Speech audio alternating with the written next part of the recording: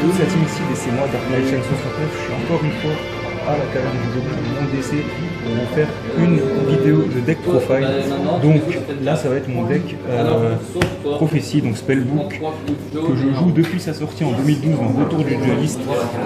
C'est une version qui me convient très bien comme ça, avec le support du livre de magie du savoir. Vous allez voir ça tout de suite. N'hésitez pas à donner votre avis et à me dire ce que vous auriez mis à ma place.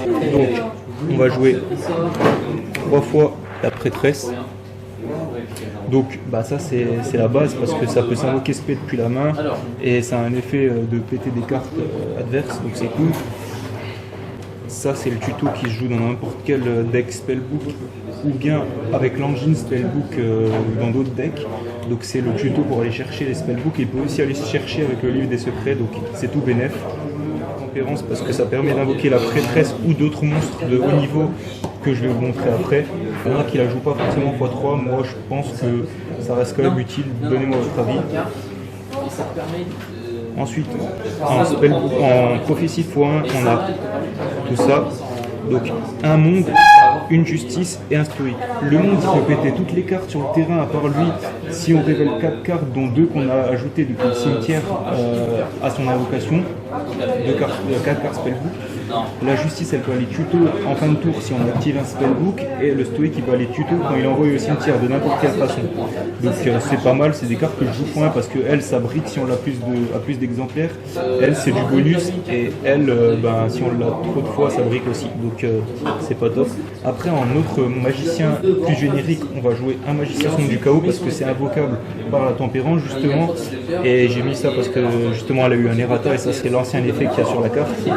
Canalisateur de magie parce que vu qu'on active beaucoup de cartes magie justement, on va lui ajouter plein de compteurs, on va pouvoir faire des invoques spé de magicien depuis la main ou le cimetière, donc c'est intéressant. Une magicienne des chocolats, ça fait un peu tourner le deck, bon voilà c'est rien de ouf, vous n'êtes pas obligé de la jouer mais voilà moi je la joue.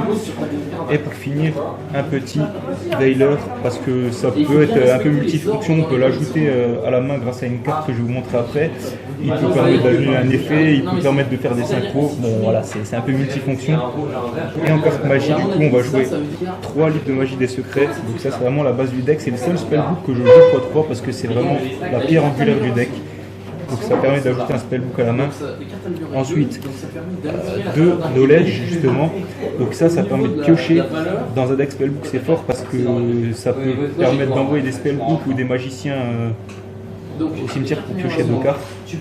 2 livres de magie du maître parce que ça permet de copier l'effet d'un autre spellbook normal depuis le cimetière. C'est très très fort. Ça va copier soit un secret, soit un knowledge en général, soit même un autre livre comme par exemple celui de puissance qui va augmenter l'attaque pendant un tour d'un monstre. Et s'il détruit un monstre au combat, on peut pouvoir tuto un autre spellbook. Donc encore une fois, c'est une super carte. Le livre de magie de l'éternité qui va pouvoir aller chercher un autre spellbook qui est retiré du jeu. Alors pourquoi ça va chercher des retirés du jeu? Parce que tout simplement, on a la prêtresse qui retire du jeu comme coup pour activer son effet. Mais on a aussi le spellbook of fate, donc livre de magie du destin qui va bannir de 1 à 3 cartes pour activer ses effets. Carte spellbook bien sûr. Du coup, après on peut les rechercher avec le livre de l'éternité. Ensuite on va jouer 2 fois la carte terrain à la tour parce que ça permet de faire tourner le deck, et si elle est détruite en plus on a un effet qui s'active qui permet d'invoquer spé, donc c'est cool. On a bien sûr le livre de magie du croissant qui va s'activer en général en début de duel parce qu'elle peut s'activer que si on n'a pas de carte magie spellbook dans le cimetière. Donc voilà, en début de duel ça fait le café. Ensuite on a 2 Star Hall, donc ça c'est une carte continue qui va accumuler les compteurs magie, augmenter l'attaque de 100 points par carte magie, par compteur magie dessus, et si elle est détruite on va pouvoir tuto. Donc du coup si on a un compteur on va chercher Veiler, si on a plus on va chercher soit Veiler soit d'autres en fonction des compteurs qu'on avait, donc c'est pas mal du tout. Ensuite on a 2 livres de magie de la vie, donc c'est un peu la Monster Reborn des spellbooks. Si elle est détruite, le monstre n'est pas détruit, même si c'est une carte équipement et qu'en général les équipements comme ça c'est le cas, là c'est pas le cas. On finit avec 2 livres de magie, de la sagesse et un petit Raigeki. Ça c'était pour le main deck. Maintenant je vais vous montrer l'extra deck qui est vraiment optionnel.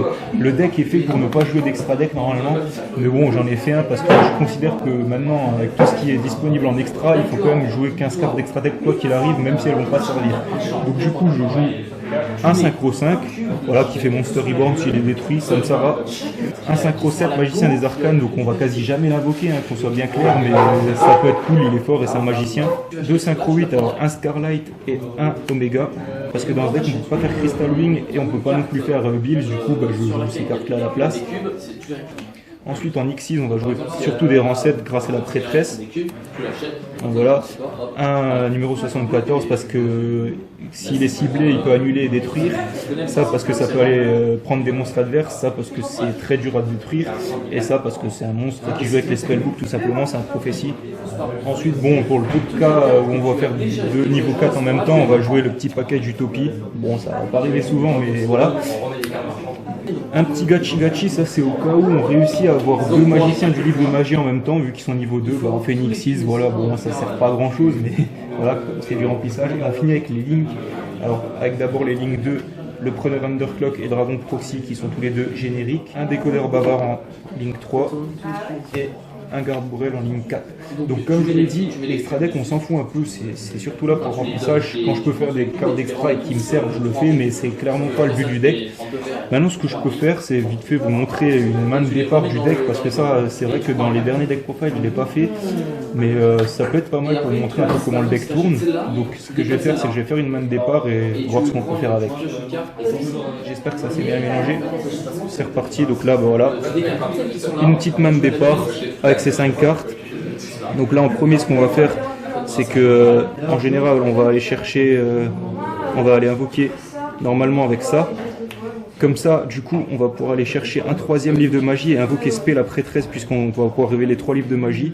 Ensuite, on va pouvoir activer ça, qui va prendre un compteur quand on va activer ça, etc. On va pouvoir enchaîner les effets, et on a déjà un terrain pas trop mal, quoi. Et après, bien sûr, à la fin du tour, on va se retrouver avec un Fate face cachée, et assez de Fate et assez de livres de magie au cimetière pour pouvoir du coup activer Fate et bannir une carte adverse, parce que ça ce que je vous ai pas dit, c'est que son effet de bannissement de 3 cartes, c'est que on peut bannir une carte adverse.